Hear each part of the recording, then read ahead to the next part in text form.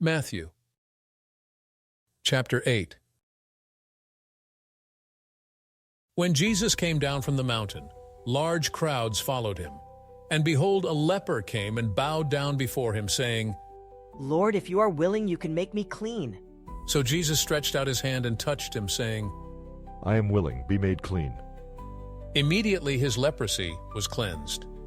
Then Jesus said to him, Be sure not to tell anyone about this, but go show yourself to the priest and offer the gift that Moses commanded, as a testimony to them. When Jesus entered Capernaum, a centurion came to him and pleaded with him, saying, Lord, my servant is lying paralyzed at home, suffering terribly. Jesus said to him, I will come and heal him. But the centurion replied, Lord, I am not worthy to have you enter under my roof, but just say the word, and my servant will be healed. For I too am a man under authority, with soldiers under me. I say to this one, Go, and he goes, and to another, Come, and he comes, and to my servant, Do this, and he does it. When Jesus heard this, he was amazed and said to those who were following him, Truly I say to you, not even in Israel have I found such great faith. I tell you that many will come from east and west, and recline with Abraham, Isaac, and Jacob at the banquet table in the kingdom of heaven.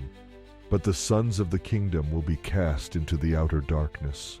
In that place there will be weeping and gnashing of teeth. Then Jesus said to the centurion, Go, it will be done for you just as you have believed. And his servant was healed in that hour. When Jesus came into Peter's house, he saw Peter's mother-in-law lying in bed with a fever. So he touched her hand, and the fever left her. Then she rose and began to serve him.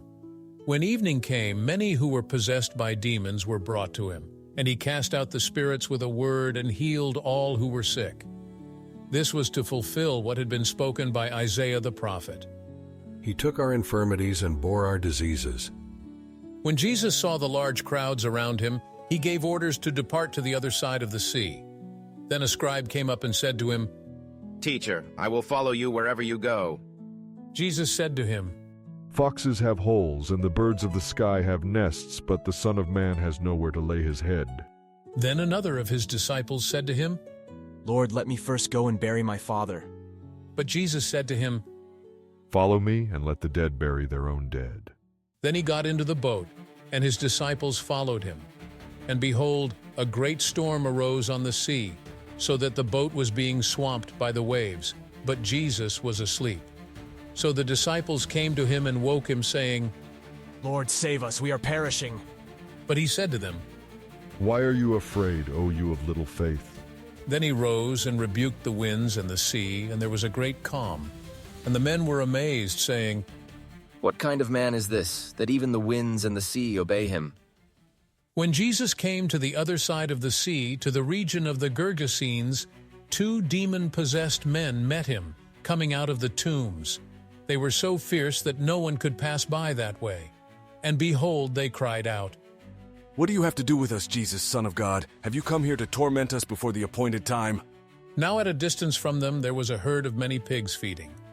So the demons begged Jesus. If you cast us out, let us go into the herd of pigs. He said to them, Go. So they came out and went into the herd of pigs, and behold, the whole herd of pigs rushed down the steep bank into the sea and died in the water. Those who had been feeding the pigs then ran off, went into the city, and reported everything, including what had happened to the demon-possessed men. And behold, the whole city went out to meet Jesus, and when they saw him, they begged him to depart from their region.